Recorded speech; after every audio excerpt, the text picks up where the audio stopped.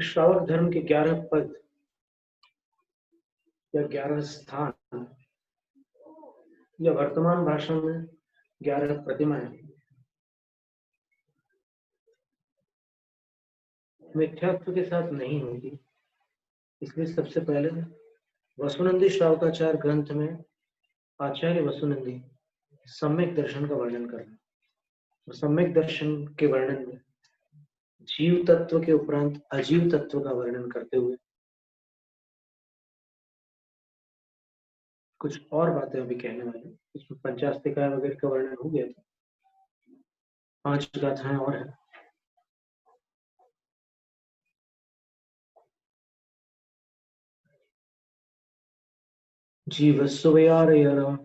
जीवस्वयार करम कारण भूव पंचकायाई जीवो सत्ता भू सोताणम कारणम होई। पंचकायाई, पंचास्तिकाय जो है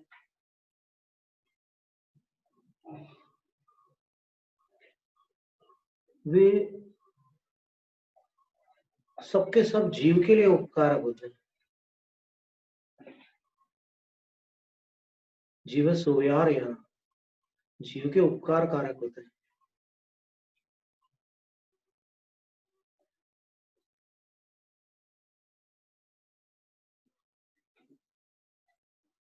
पंच कायाई लिख रहे हैं।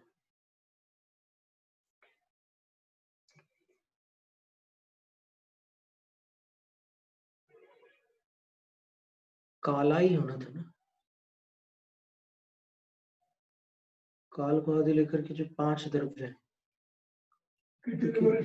जीव के उपकार 34 नंबर की गाथा है। जीव के उपकार करने वाले हैं। काल को लेकर के कालादिक जो 5 है वो जीव के उपकारक है।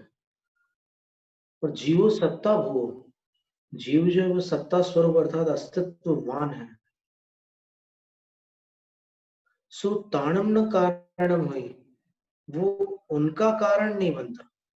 वो जीव के उपकार में कारण बन जाते हैं, लेकिन जीव उन अन्य द्रव्यों के लिए कारण नहीं बनता।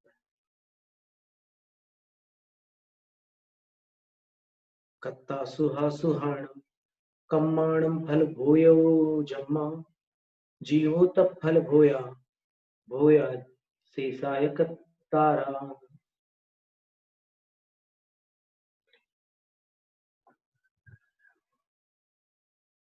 शुभ और अशुभ कर्मों के कर्ता, शुभ और अशुभ कर्मों का कर्ता और फल भोगता क्योंकि जीव है।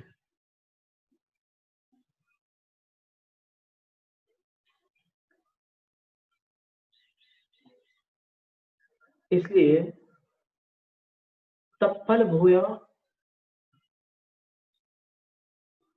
शेषा तत्फल भूया भूया न कत्तारा।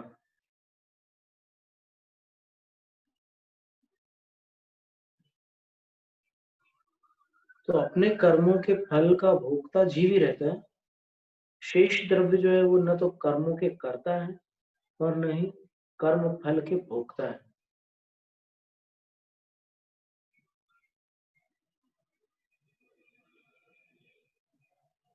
सुहा सुहाणम कम्मान जीवो कत्ता जीवो फल भोयो, शुभ और अशुभ कर्मों का कर्ता और फल भोय यानी फल भोजक, फल को भोगने वाला। जम्मा चूंकि जीव जीव है तो तब फल भोया उस कर्म के फल के भोगता। शेषा न, शेष द्रव्य नहीं है। तो वे शेष द्रव्य क्या है? तो बोले न भोया न कत्तारा, न भोगता है न करता है। बाकी द्रव्य जो है वो कर्मों का फल न तो भोग सकते हैं न ही कर्मों को कर सकते हैं। सब वगदत्ता सब वम सब वगदत्ता सब वग मायासम नेव सेसगम दब्धम अपरिणामादिह बोहव्वाते पयतेन। सर्वगतत्वता अर्थात सर्वव्यापक होना, सर्वगम आयासम जो सर्वव्यापक है ऐसे आकाश में ही है, नेव शेषगम द्रव्यम बाकी शेष द्रव्य जो है वो सर्वगत नहीं हो सकते। तो उन बाकी द्रव्यों को कैसे पहचानना? तो अपरिणाम आदि ही ते बहुवा प्रयत्न, उनको प्रयत्न पूर्वक पुरुषार्थ के साथ अपरिणामित्व आदिक लक्षणों से उनको पहचान लेना है। व्यंजन पर्याय आदि से रहित जो होता है उनका, उससे जानना बाकी द्रव्यों को। ताण पवेशो वितः नेवण्णुण्णम मणुपवेशेन नियणीय भावं पिसया एगी हुंतावि नमुयन्ति एगी हुंताविणौ मुयन्ति। ताण पवेशुविता उसी प्रकार उनका जो प्रवेश होता है एक दूसरे में, वो अन्नोन्नम अणुपवेशेण नेयो, एक दूसरे में अनुप्रवेश की अपेक्षा से वो प्रवेश जानना। लेकिन तब भी एक दूसरे में अनुप्रविष्ट होते हुए भी वे सारे द्रव्य सया एक ही होता है, हमेशा एक रूप होते हुए भी नियणीय भावम भी न मुंचन्ति न मुयन्ति, अपने अपने स्वभावों को नहीं छोड़ते। मतलब भले वो सब एक साथ मिक्स होकर के रहे लेकिन अपने स्वभाव को नहीं छोड़ते। जैसे इसी कमरे में ट्यूबलाइट भी है और फिर इसको कौन सा लाइट बोलते हैं? हाँ, CFL जो भी है, तो दोनों चालू हो जाए तो लाइट तो दोनों मिक्स हो जाएंगे यहाँ पर, लेकिन वो उसका स्वभाव उसमें रहेगा, इसका उसमें रहेगा, दोनों अपने स्वभाव को नहीं छोड़ेंगे। दोनों की लाइट, ये ट्यूबलाइट वाला लाइट अपने स्वभाव के साथ रहेगा, इसका लाइट अपने स्वभाव के साथ रहेगा, मिक्स होने के बाद भी अपने स्वभावों को नहीं छोड़ते।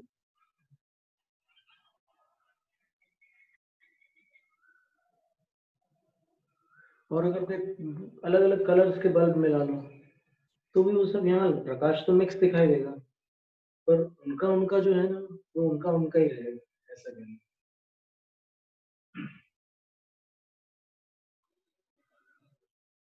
तो ते प्रयत्न न बहुत, उनको सावधानी पूर्वक समझ लेना शास्त्रों के माध्यम से। न मुयंती, ठीक है। अन्नोन्नम पविसंता दिनता उग्गासमण्णमण्णेसिम मेल्लन्तावयणिच्चम सग सग भावं न विचयन्सी, न विचयन्ती होना था ना।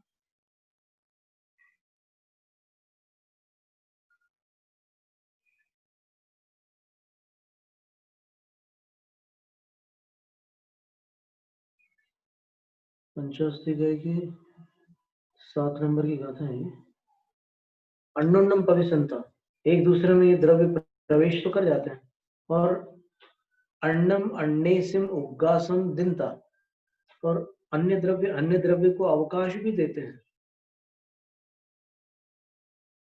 अन्नेसिम मेलनता भी है और मिल भी जाता है, दूध पानी के समान, जैसे जीव और उदर, जीव और शरीर, कार्बन शरीर वगैरह, ये दूध पानी के समान मिल भी जाते हैं और निश्चम हमेशा मिले भी रह जाते हैं भव्य जीवादिक में। तो भी सग सग भावम नविचयन, अपने अपने भावों को नहीं छोड़ते, अपने अपने स्वभाव को, स्वरूप को नहीं छोड़ते। इस तरह ये अजीव का वर्णन हो गया। अब आश्रव का वर्णन है। मिच्छत्ता वेरई कसा ये जो ये हेयु ही आसवहि कम्मम जीवम में वही मज्जे सलिलम छिद्रनावाही। जैसे छिद्र नाव यानी छेद वाली जो नौका है, सच्छिद्र नाव, उसमें सलिलम आसवई पानी प्रवेश करता है, वैसे ही वही मज्जे जीवन भी, परिग्रह के बीच पड़े हुए जीव में भी कम्मम आसवई, कर्म प्रवेश करता है। कैसे करता है? मिच्छत, मिथ्यात्व, अविरति, कषाय और योगों के कारण से कर्म प्रवेश करता है।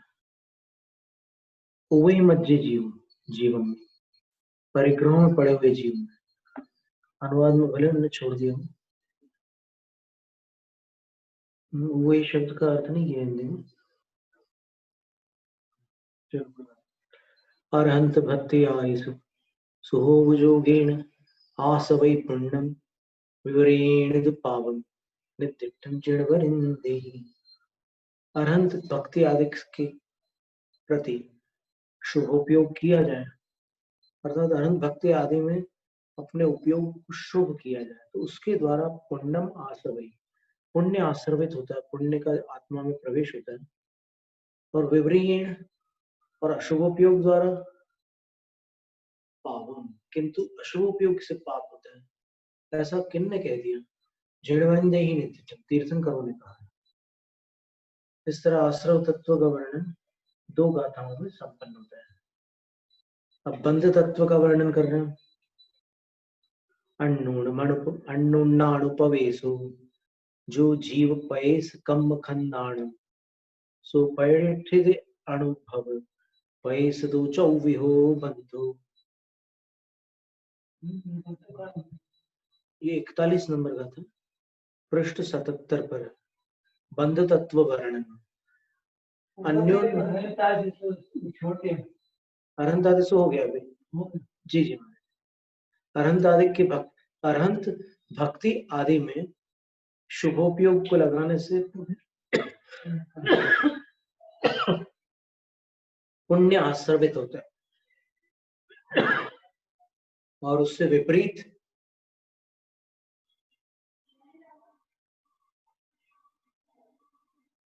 अशुभ उपयोग से पाप का आश्रय होता है। ऐसे जिनेंद्र भगवान ने कहा है, तीर्थंकर भगवान ने कहा है।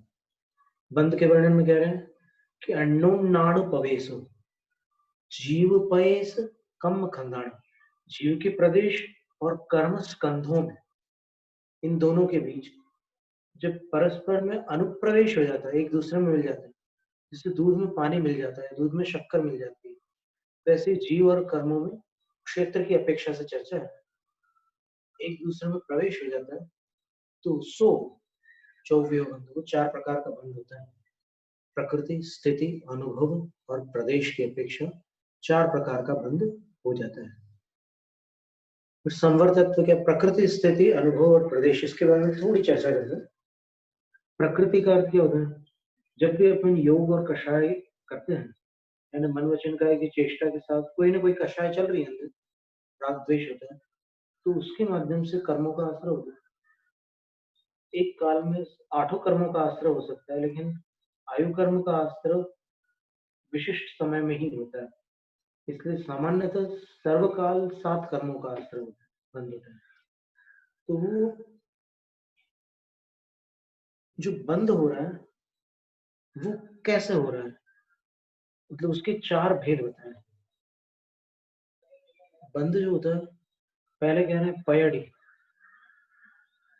यानी वो कर्म, जैसे अपन जो भोजन लेते हैं तो रस, रुधिर, मांस, वदा, वसा आदि में विभाजित हो जाता है अंदर से। जठराग्नि के संयोग से अपना भोजन वो विभिन्न रूप हो जाता है, और उसी प्रकार यहाँ पर जीव के भावों के माध्यम से कर्म का आश्रय हो रहा है, जो प्रकृतियां उदय में है उससे, उसके माध्यम से जो योग निर्मित हो रहा है, उससे वो जो कार्बन वर्गणा के परमाणु कर्म बन करके आत्मा में आ रहे हैं, वो भिन्न भिन्न प्रकृतियों में विभाजित हो जाता है। निम्बस से क्या प्रकृति, नीम की क्या प्रकृति है? तिक्तता, जो उसका स्वाद है वही उसकी प्रकृति। उसी प्रकार ज्ञानावरण से क्या प्रकृति, ज्ञानावरण की क्या प्रकृति अर्थात क्या स्वभाव है? तो बोले ज्ञान पर आवरण नहीं। तो ऐसे विभिन्न प्रकार के कर्म एक साथ जो विभाजित हो जाते हैं अपने अपने कार्यों में शक्ति लेकर के, अपनी क्षमता के साथ, विभिन्न जातियों में विभाजित हो जाती है, उसको प्रकृति बंध कहते हैं। तो मूल प्रकृति और उत्तर प्रकृति है उनकी प्रकृति बंध। उत्तर प्रकृतियां भी होती हैं। फिर स्थिति बंध क्या है कि जब भी कर्म बंद होता है तो कषायों के कारण उनका एक ठहराव होता है। जैसे बड़े बड़े एग्जीक्यूटिव ऑफिस में हस्ताक्षर करके कुछ बॉन्डेज होता है, इतना एक टाइम लिमिट होती है। तो वैसे सभी कर्म जो आत्मा से बंध रहे हैं वो कुछ टाइम लिमिट को लेकर ही बंध सकते हैं। कोई परमानेंट नहीं रह सकते हैं आत्मा में। कोई भी कर्म वो अपनी समय सीमा के साथ ही रहेगा। वो प्रकृति के किस प्रत्येक प्रकृति के साथ है, पर उसको स्थिति बंध कहते हैं। फिर तीसरा जो नाम लिया अनुभव, अनुभव का अर्थ होता है उसकी शक्ति। वो क्रोध आएगा उदय में तो कैसा आपको क्रोध का अनुभव कराएगा वो उसकी शक्ति पर निर्भर है। मंद क्रोध आएगा तो फिर आप ज्यादा गर्म नहीं हो पाएंगे, और तीव्र आएगा तो आप ठंडा नहीं रह पाएंगे।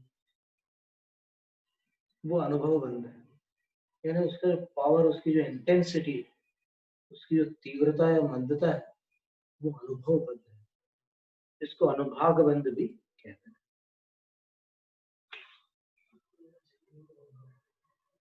तत्वार्थ सूत्र में अनुभव शब्द का प्रयोग है।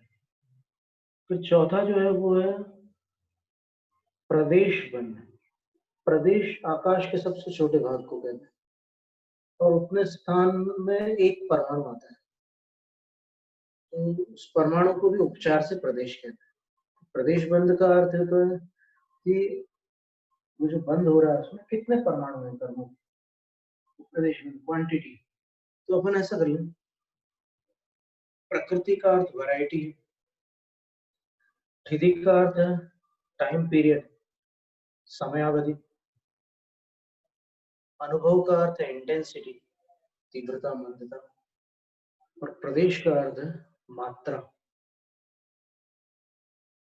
क्वांटिटी। तो चार प्रकार के बंध है। इनमें दो प्रकार के बंध जो होते हैं भाव से होते हैं, और दो प्रकार के बंध जो होते हैं वो मात्र हलचल से होते हैं, आत्मस्पंदन से, योग से होते हैं। प्रकृति प्रदेश जो है योग से होता है, और बाकी जो है वो भाव से होता है, स्थिति और अनुभव। अब वो भाव क्या है,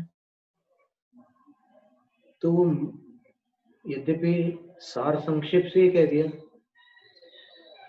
जोगा पैड़ी प्रदेश ठिधि अनुभव कसाय गुणवंती, लेकिन पंचास्तिकाय ग्रंथ में और मूलाचार ग्रंथ में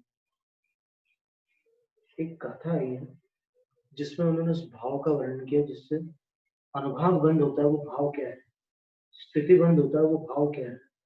तो उस पर एक दृष्टि डालना बहुत जरूरी है इस प्रसंग में, ताकि यदि पूर्व धारणा में कोई संशोधन योग्य बात हो तो वो दूर हो जाए। और पंचास्तिका भी आप निकालिए, मूलाचार की निकालिए, गाथा का प्रारंभिक शब्द हम बता देते हैं, जोग निमित्तम ग्रहणम।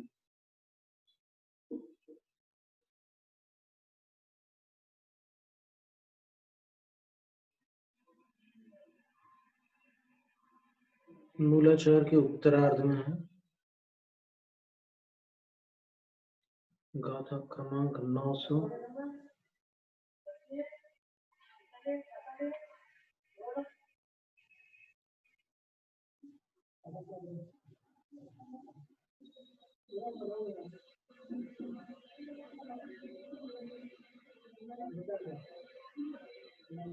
नौ सौ 68। बंधम बंध कारणम च प्रतिपादयन ना हो। ये बहुत सावधानी से सुनने का विषय है, क्योंकि अभी तक इस विषय में धारणाएं संभवतः बहुत कम लोगों की यथावत होगी आगम के अनुकूल। एक बार ध्यान देकर समझ। बंध का क्या है हिसाब किताब। बंधम बंध कारणम च प्रतिपादयन् न। आचार्य वसुनंद सिद्धांत चक्रवर्ती कहते हैं कि भट्टके आचार्य जो मूलाचार के मूल ग्रंथ करता है गाथा, उन्हीं ने लिखी है पूरी। टीकाकार एक भूमिका बनाते हुए कह रहे हैं कि आचार्य भट्टके स्वामी ग्रंथकार बंध और बंध के कारण का प्रतिपादन करते हुए इस गाथा को कह रहे हैं मूलाचार्य। ये गाथा कौन सी है? समय सार अधिकार नाम का एक प्रकरण है मूलाचार में, उसकी 968वीं गाथा है। जोग निमित्तम गहनम जोगो मण वयण काय संभूदो भाव निमित्तो बंधो भावो हृदय राग दो समोह जुदो।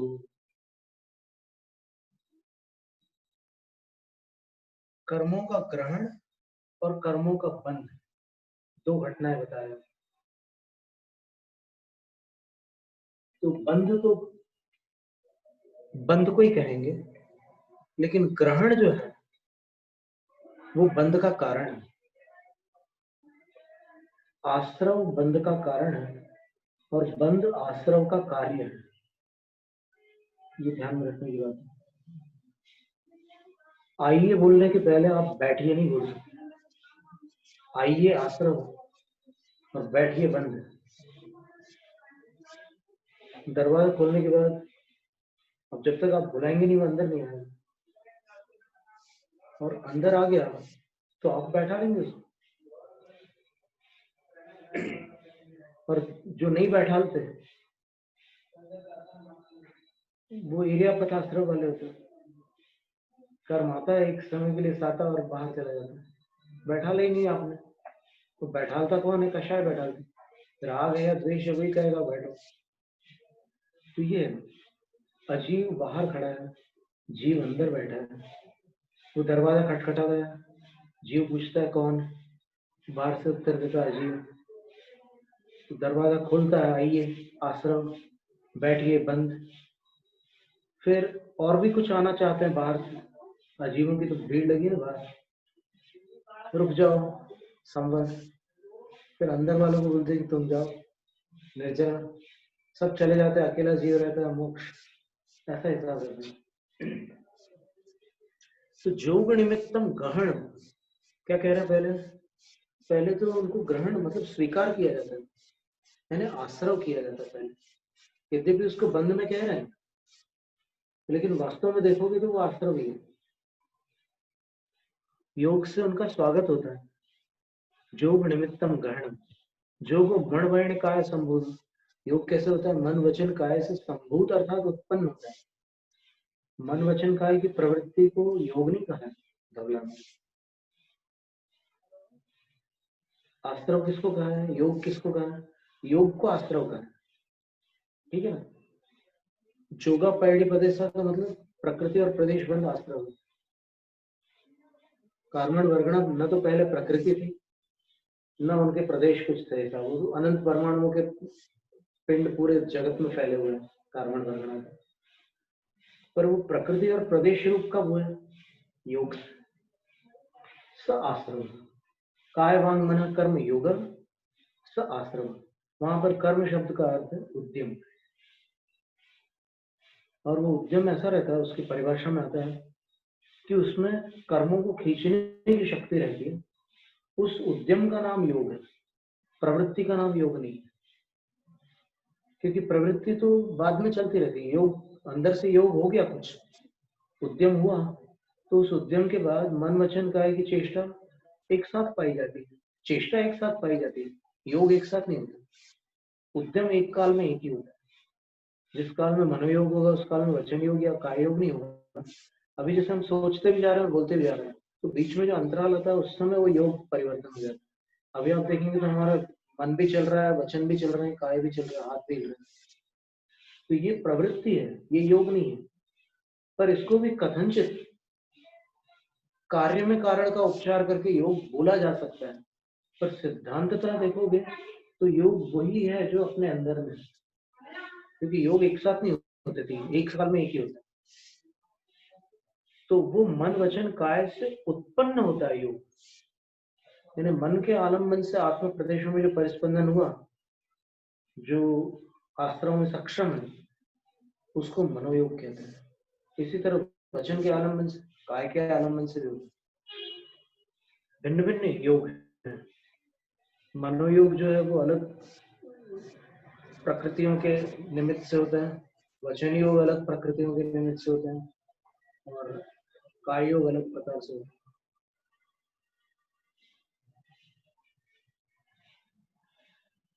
वचन योग के लिए जिह्वा इंद्रिय संबंधी मति ज्ञानावरण का नहीं, मन संबंधी मति ज्ञानावरण का, क्योंकि अगर सेंसिबल बात कर रहे हैं, आप कोई युक्ति संगत बात कर रहे हैं तो बिना मन के नहीं कर सकते। और जो असहनी जीव है वो आवाज निकालते हैं, तो आवाज निकालते सुनते भी हैं। कर्मणो ग्रहणम योग निमित्तम योग हेतुकम योग प्रकृति बंधम प्रदेश बंधम च करोति इति। कर्म का जो ग्रहण होता है वो योग निमित्तक होता है, योग हेतु होता है, और योग जो है वो प्रकृति बंध और प्रदेश बंध, दो बंधों को करता है। अतः कोई योग आशंका है वहां। अब योग क्या वस्तु है, ऐसी आशंका होने पर कहते हैं योगश्च मनोवचन कायेभ्य संभूत। योग जो है मन वचन काय से संभूत का अर्थ होता है उत्पन्न। मन प्रदेश परिस्पंदो वाक् प्रदेश परिस्पंद काय प्रदेश परिस्पंद। तीन प्रकार के प्रदेश परिस्पंद करने वाले, और वो प्रदेश किसके हैं, जीव के। वो प्रदेश परिस्पंद मनोवाक् काय कर्म योग इति वचनात्, ये वचन है आगम में, मनोवाक् काय कर्म योग, इस तरह से वचन है। फिर भाव निमित्त, तो भाव हेतु को बंध संश्लेष। भाव हेतु जो बंध होता है वो क्या है, संश्लेष, यानी एकदम चिपक जाना। वो कैसा है, ये तो अभी सिर्फ आगमन हुआ ना, अब चिपक गए। बच्चे लोग बोलते हैं ना कि ये अंकल तो फेविकॉल लगा कर बैठे हैं। कभी कभी कुछ मेहमान ऐसे आ जाते हैं तो वो घंटे, 1.5 घंटे, 2 घंटे हो जाते तो बच्चे तंग आ जाते, ये फेविकॉल लगा कर बैठे, उसको बंद कहता है बैठने की। तो ये जो संश्लेष है ये क्या है, ये तो स्थित अनुभाव रूप। ध्यान से सुनना इस बात को, अभी नीचे की पंक्ति में पूरी चकमा देने वाली बात आने वाली। ये स्थिति और अनुभाव रूप है। स्थित अनुभागो कषायतः इति वचनात्, ऐसे वचन है स्थिति अनुभाग कषायतो हन्ति, उसको हमने संस्कृत में लिख दिया, स्थिति और अनुभाग कषाय से होते हैं, ऐसे वचन है। अतः को भाव इति प्रश्न है। अब वो भाव निमित्त जो बंध बताया आपने स्थिति अनुभाग रूप, तो वो स्थिति अनुभाग तो बंध कहला है, लेकिन वो भाव क्या है जिससे वो हो रहा है स्थिति अनुभाग, तो उत्तर दे रहे हैं इति प्रश्ने भावो, ऐसा प्रश्न होने पर भाव क्या है, रति राग द्वेष मोह युक्तो। रति यानी प्रीति, राग यानी सामान्य राग अनुराग, फिर द्वेष नफरत घृणा, और मोह यानी मिथ्यात्व, इनसे युक्त होता है वो भाव। और इनसे युक्त भाव जो होता है उसमें क्या क्या समाविष्ट होते हैं, तो बोले मिथ्यात्व संयम कषाया इत्यर्थ। मिथ्यात्व भी आता है उसमें, असंयम भी आता है, और कषाय भी आती। स्थिति अनुभाव बंद कैसे हो रहा है, मिथ्यात्व से, असंयम से और कषाय। बंद के कितने प्रत्यय हैं, 4 प्रत्यय हैं। भौमटसार जीव कांड के अनुसार 4 प्रत्यय। प्रमाद प्रत्यय तो तत्वार्थ सूत्र में सरल समझाने के लिए हमने 5 प्रत्यय कर दिए, पर वस्तुतः 4 प्रत्यय ही है। मिथ्यात्व, अविरति, कषाय और योग। तो उसमें योग का काम आइए, और बाकी जो है मिथ्यात्व, असंयम और कषाय, कषाय अंत्य दीपक, स्मरण में रखना है। आप अकेले कषाय को पकड़ेंगे ना तो ये गाथा आपके मत में अमान्य हो जाएगी।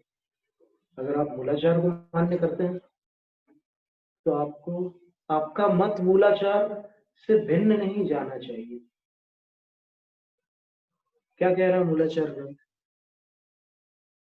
और ये मूल गाथा में, नहीं तो फिर आप फिर वहां दिमाग लगाओगे कि नहीं कोई तो रास्ता निकाले। क्या होता है कि जब मनुष्य खेल करता है, जहाँ खेल नहीं करना है वहां खेल करता है, और उसको समझ में आने लगता है कि यहाँ तो मेरे लिए कोई रास्ता नहीं है, तो फिर वो खेल में भी छल करता है। तो यहाँ पर छल का स्थान नहीं बचता। अगर कोई ये कहे कि ये तो टीकाकार ने लिख दिया मिथ्यात्ता संयम कषाया इत्यर्थ, है ना, मूल गाथा में कहा है, तो उनसे निवेदन है कि वो स्वयं अपनी आंखों से गाथा को पढ़े। हम क्यों पढ़ के बताएं? 968 क्रमांक गाथा मूलाचार उत्तरार्ध में अपनी ही आंखों से पढ़े ना, और फिर फलटन वाली प्रति में भी जांच कर ले। और एक और मूलाचार की प्रति हमारे पास और है, उसमें भी हम देख लेते चलो, ताकि कोई संदेह का स्थान न रह जाए। क्योंकि जो विषय दो प्रकार के व्याख्यानों को प्राप्त होते हैं, उसमें श्रोताओं में थोड़ा सा भ्रम हो सकता है। मतलब एक जगह से एक व्याख्यान हो रहा है, दूसरी जगह से दूसरा व्याख्यान हो रहा है एक ही विषय पर। अब यहाँ क्या, ये ज्ञान का क्षेत्र ऐसा होता है कि इसमें आपको भक्ति का प्रवेश नहीं कराना है। नहीं तो क्या होगा कि आपकी जिसके प्रति भक्ति है, उनका मत अगर आगम से भिन्न भी होगा, तो आप अपनी भक्ति के कारण छोड़ नहीं पाएंगे उस आगम भिन्न मत को। तो आप स्वयं विचार कीजिए कि आगम भिन्न मत छोड़कर आगम मत को स्वीकार करना कल्याणकारी है, या फिर भक्तिवश आगम भिन्न मत को पकड़े रहना कल्याणकारी है। ये सोचने की बात है। हम पूछ ही रहे, मतलब आप अपने अंदर, उत्तर आपके पास, हम कोई उत्तर नहीं दे रहे, अपना विवेक अपने पास है। देखिए मूलाचार की एक प्रति और देख लेते हैं।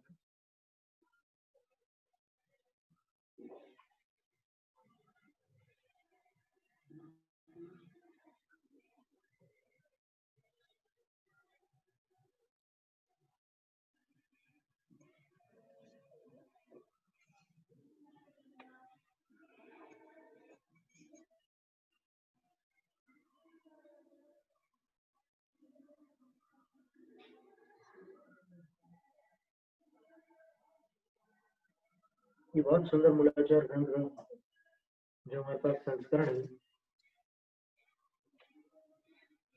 पुराना संस्करण एकदम नहीं, उसमें कुछ गाथाओं में थोड़ा अंतर है, तो अपन देख लेंगे, उसमें कोई खास बात नहीं।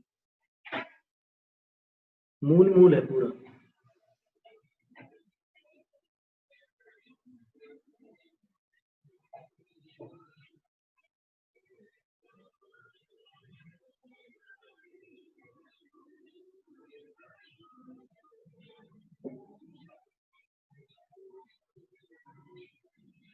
इसमें 6 संतों गाथाओं का अंतर है।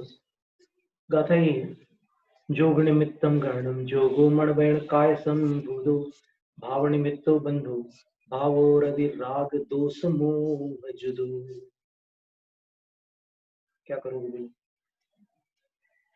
और अगर आपको तीसरा मूलाचार देखना हो, पंडित फूलचंद प्रेमी जी ने उसका संपादन किया है, वो भी देख लीजिए, यहाँ पर वो भी उपलब्ध है। नहीं, एक ऐसी धारा चले ना कि श्रद्धा चाहे सम्यक हो या मिथ्या हो, वो बंध का कारण नहीं है। बंध का कारण केवल योग और कषाय है। और एकदम स्पष्ट गाथा है, जोगा पैड़ी परेसा फिर अनुभागा कसाय दो मिलती।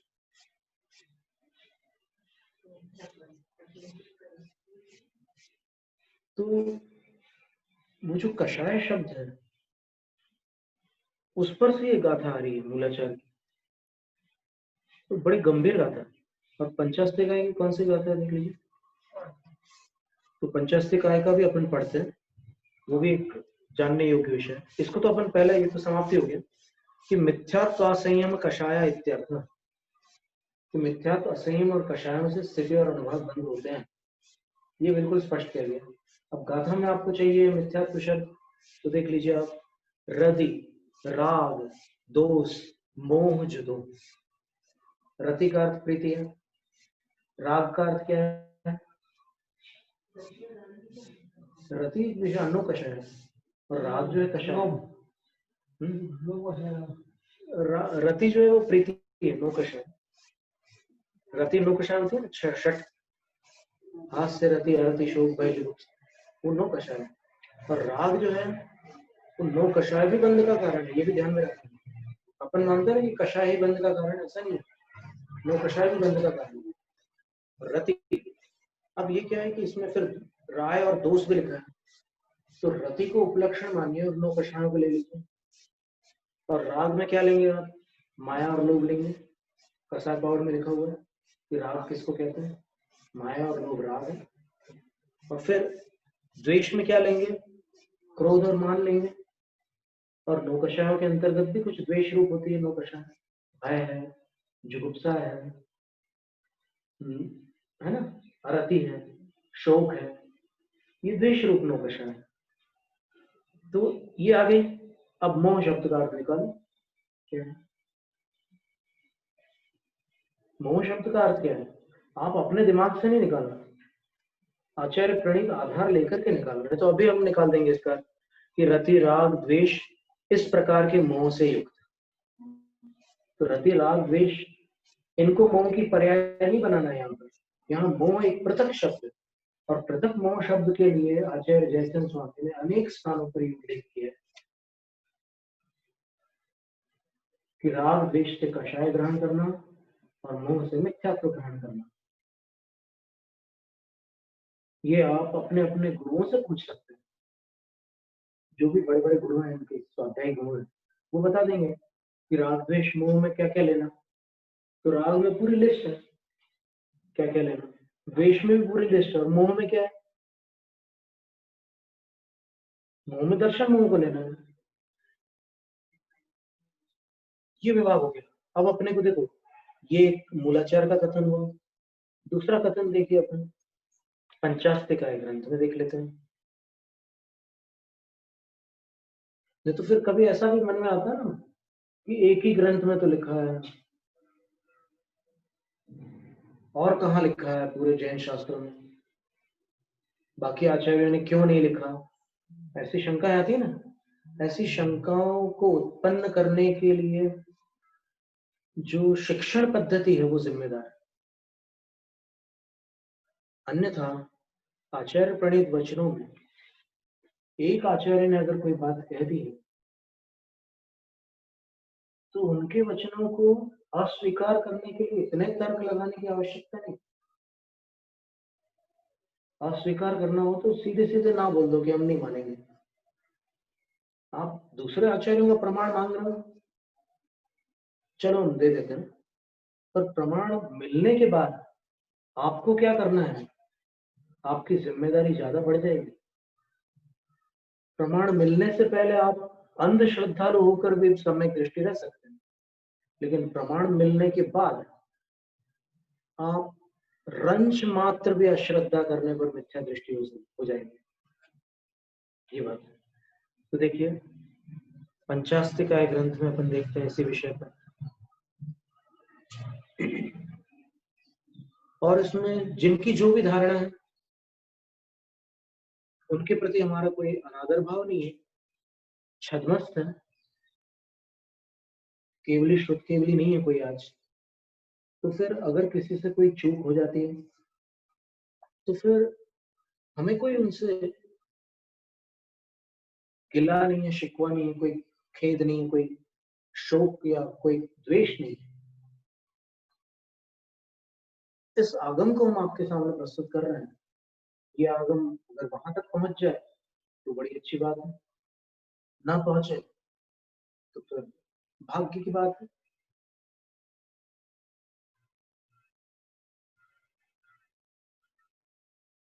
ये पंचास्तिकाय ग्रंथ है।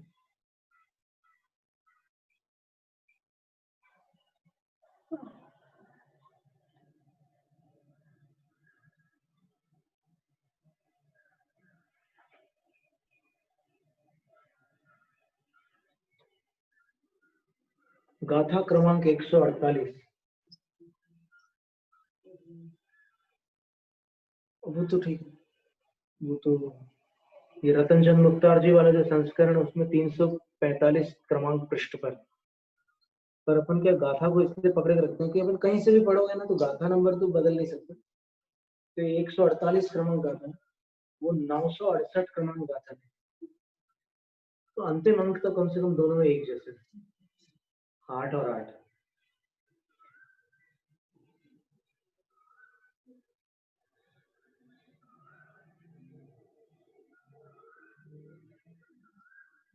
किस्मत की बात ऐसी है कि 968 968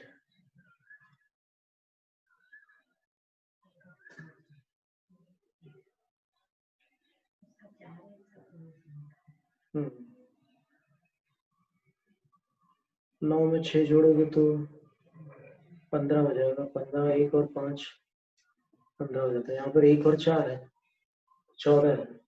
14 और 15 ऐसे क्रम से भी रख सकते हैं आप, चाहे पहले ये रख लीजिए बाद में मूलाचार की बात रख लीजिए, कोई बात नहीं, बात एक ही चलिए। बहिरंग आंतरंग बंध कारण आख्यान में तक, यह जो गाथा है पंचास्तिकाय की, इसमें बहिरंग और अंतरंग बंध के कारण बतलाए गए। बहिरंग कारण को आश्रम कहते हैं, अंतरंग कारण को बंध कहते हैं। बहिरंग कारण को प्रकृति और प्रदेश कहते हैं और अंतरंग कारण को स्थिति और अनुभाग कहते हैं, कार्य को, क्योंकि अभी बंध के स्वरूप को और कारण को बतला रहे हैं।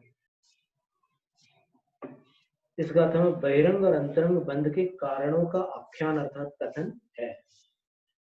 जोग निमित्तम गहनम जोगो मणवैण काय संभूतो भाव निमित्तो बंधु भावो हृदय राग दोष मोह जुदो। एक अक्षर का भी अंतर नहीं, मूलाचार की गाथा में पंचास्तिकाय की गाथा में ज्यों की त्यों है वो गाथा। व्याख्या देखते हैं। ग्रहण में कर्म पुद्गलानां जीव प्रदेश वर्त कर्म स्कंधानु प्रवेश।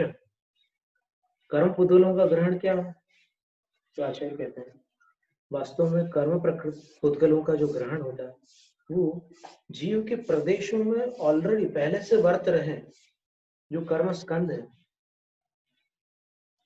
अभी कर्म स्कंध ऐसे लगे ही हुए हैं अपने साथ, विस्तृतोपचय कहते हैं, लेकिन वो कर्म पर्याय को प्राप्त नहीं है, अभी उसको द्रव्य कर्म नहीं कह सकते। विस्तृतोपचय कार्मण वर्गणा ही है वो, बस ऐसे ही चिपक गए हैं आत्मा के साथ, तो वे उनका अनुप्रवेश हो जाना, यानी अब वो आत्मा के साथ प्रविष्ट, आत्मा में प्रविष्ट हो गए। पहले तो ऊपर ऊपर से ऐसे ऐसे साथ में से हवा आकाश में, तो तत्खलु योग निमित्तम, वह वास्तव में वह जो ग्रहण है वह योग निमित्तक है। ग्रहण का अर्थ आश्रम, आश्रम जो है योग निमित्तक है। योगो वांग मन काय कर्म वर्गणालंबन आत्म प्रदेश परिस्पंदन, वचन मन और काय की जो चेष्टा है, कर्म का अर्थ यहाँ पर चेष्टा है,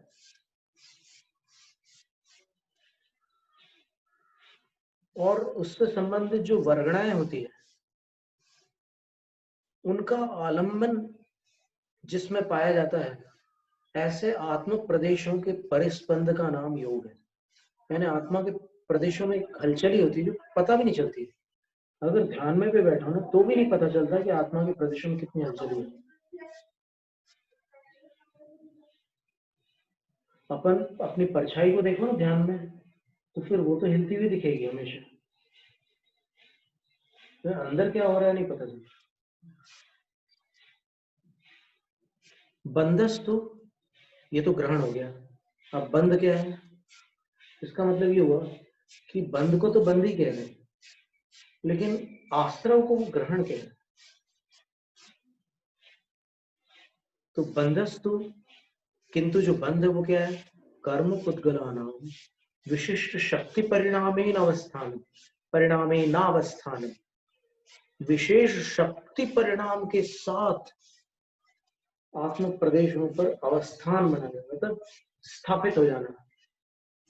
जैसे वेदी प्रतिष्ठा हो गई, सीमेंट लगा दिया आपने, अब हिल नहीं सकती, अचल प्रतिमा हो गई। वैसे सब पुनर्जीव भाव निमित्त। वो जो है वो योग जो है वो तो केवल हलचल ही थी, वो मैकेनिकल था। और ये जो है ये जीव के भाव के निमित्त, जिसका आज की भाषा में आप कुछ चीजों को सॉफ्टवेयर बोलते हैं, कुछ हार्डवेयर बोलते हैं, कुछ इलेक्ट्रॉनिक बोलते हैं, कुछ मैकेनिकल बोलते हैं। जैसे अभी हमारी आवाज यहाँ जो चल रही है वो मैकेनिकल है, और वहां जो लोग सुन रहे हैं वो बीच में इलेक्ट्रॉनिक होकर फिर मैकेनिकल हो रही है, तो उनको सुनाई देगी। तो वो मैकेनिकल वॉइस यही पास वाली सुन सकती है, जो भी यहाँ से जाएगी वहां वो इलेक्ट्रॉनिक होकर के बीच में फिर वापस मैकेनिकल होगी तो सुनेगी। तो ये स्थिति होती है कि बंध जो होता है वो जीव के भाव के निमित्त से होता है, और जीव भाव पुनः, और जो जीव का भाव है वो क्या है? रति राग द्वेष मोह युत। रति राग द्वेष और मोह से युक्त होता है, सहित होता है। यानी जीव के भाव में अगर प्रीति है, राग है, द्वेष है, मोह है, तो उससे युक्त जो जीव का भाव है वो शक्ति परिणाम से उन कर्म पुद्गलों को अवस्थित करने में कारण, अर्थात अनुभाव और स्थिति का कारण होता है। अवस्थान को स्थिति कहते हैं, शक्ति परिणाम को अनुभव कहते हैं। ठीक है, आगे देखिए। मोहनीय विपाक संपादित विकार इत्यर्थ। मोहनीय के विपाक का अर्थ होता है फलस्वरूप, संपादित जो विकार है, मोहनीय के उदय से उत्पन्न विकार वो जीव का भाव, जो कर्म बंध में अनुभाव और स्थिति को डालता है। इत्यर्थ, ये इसका अर्थ हुआ। तदत्र, वह यहाँ पर पुद्गलानां ग्रहण हेतुत्वाद बहिरंग कारणम योग। इसलिए इस प्रकरण में पुद्गलों को ग्रहण करने का जो कारण होता है वो बहिरंग कारण कहलाता है, वो योग है। और विशिष्ट शक्ति स्थिति हेतुत्वाद अंतरंग कारणम जीव भाव एवेति।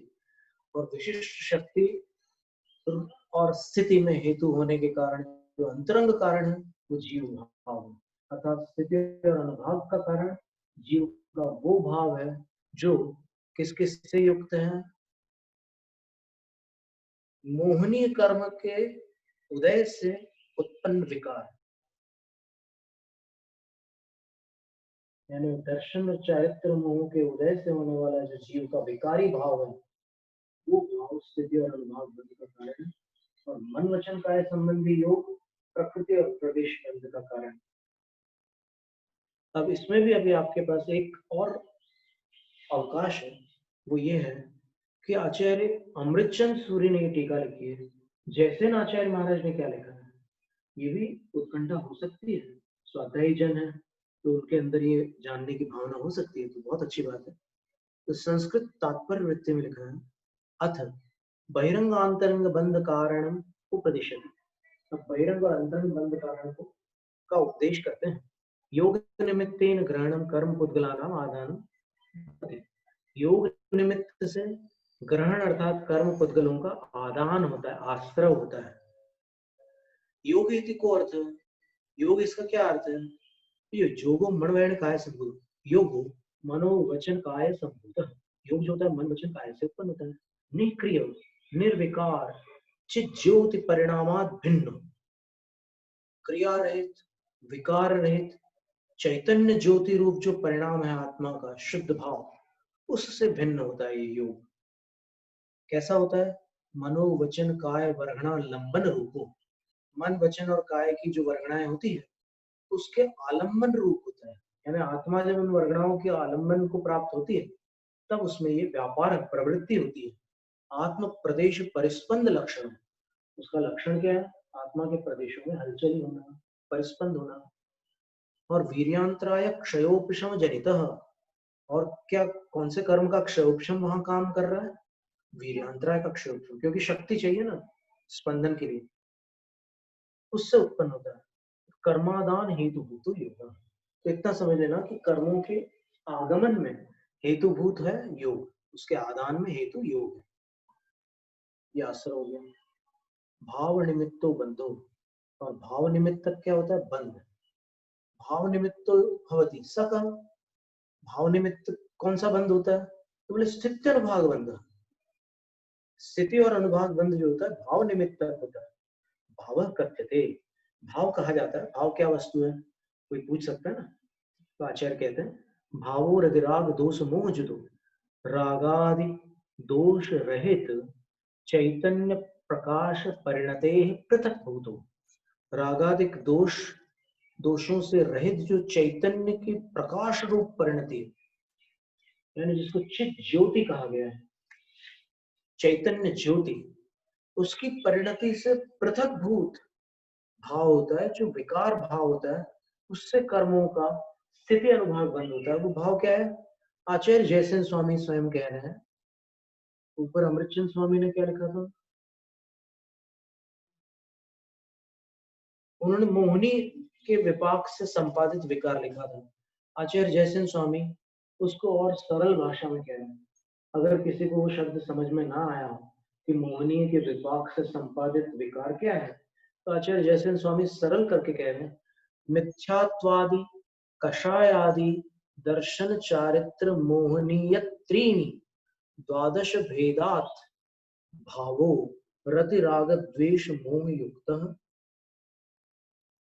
क्या कहा कि मिथ्यात्वादी और कषायादि। मिथ्यात्वादी क्या है? दर्शन मोहनी है, तीन है। और कषायादि क्या है? चारित्र मोहनी है। द्वादश भेदात भावो रति राग द्वेष मोह युक्त। 12 भेद की अपेक्षा से जो भाव है वो रति राग द्वेष और मोह से युक्त है।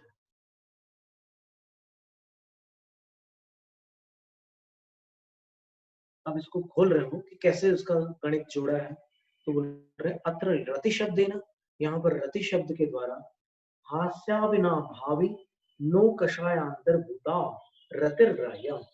रति शब्द से ग्रहण क्या करना? हास्य के साथ जिसका अविनाभावी संबंध, और नो कषाय भी, और वो नो कषाय है, और नो कषाय के अंतर्गत गिनी जाती है, वो वाली रति ग्रहण करना। राग शब्द न तो राग, किंतु राग शब्द से क्या लेंगे? माया लोभ रूपो राग परिणाम इति। माया और लोभ रूप राग परिणाम ले लेना। द्वेष शब्द न तो, किंतु द्वेष शब्द से क्या लेना? क्रोध मान अरति, क्रोध मान आरति शोक भय जुगुप्सा रूपो द्वेष परिणामो षट प्रकारो भवति। द्वेष शब्द से क्या लेंगे? क्रोध मान अरति शोक भय जुगुप्सा, ये 6 प्रकार का द्वेष भाव ले लेना। मोह शब्देन दर्शन मोह गृह्यते इति। मोह शब्द से दर्शन मोह ग्रहण करना। दर्शन मोह कौन सा होता है?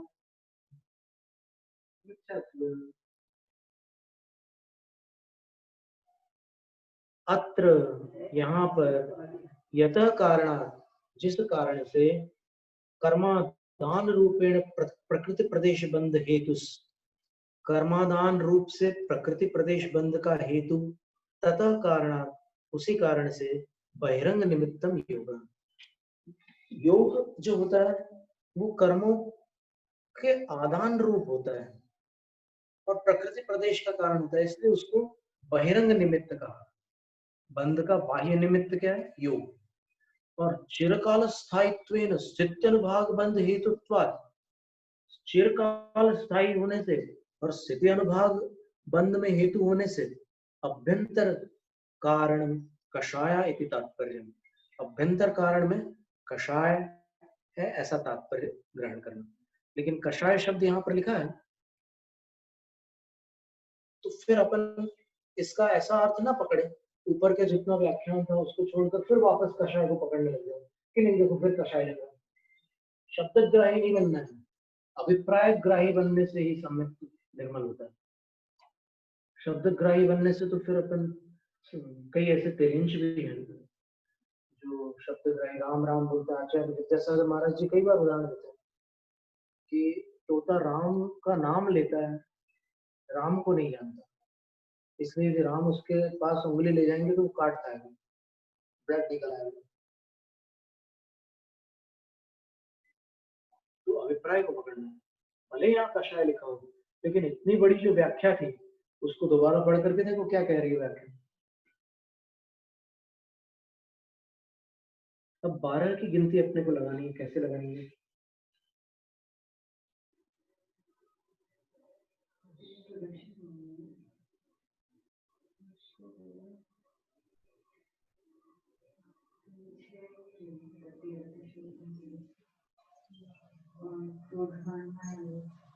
इसमें अभी वेद को उन्होंने गौण किया है ना। वेद का उदय सर्वकाल पाया जाता है, जीवन से मरण तक। ये बाकी सारे अंतर मुहूर्तिक होते हैं। तो फिर हास्यादि षट जो है और क्रोध मान माया लोभ कितने हुए? 10 हो गए।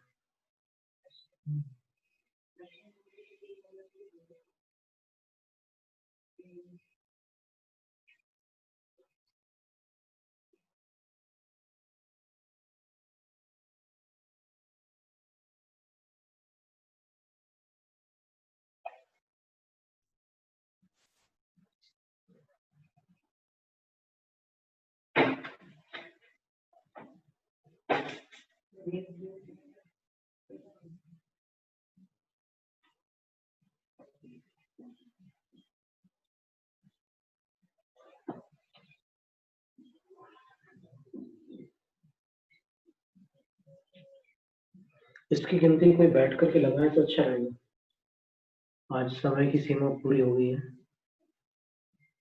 लेकिन बंध का जो वर्णन था उसके अंतर्गत अपन ने 2 ग्रंथों के माध्यम से और 4 आचार्यों के वचनों से,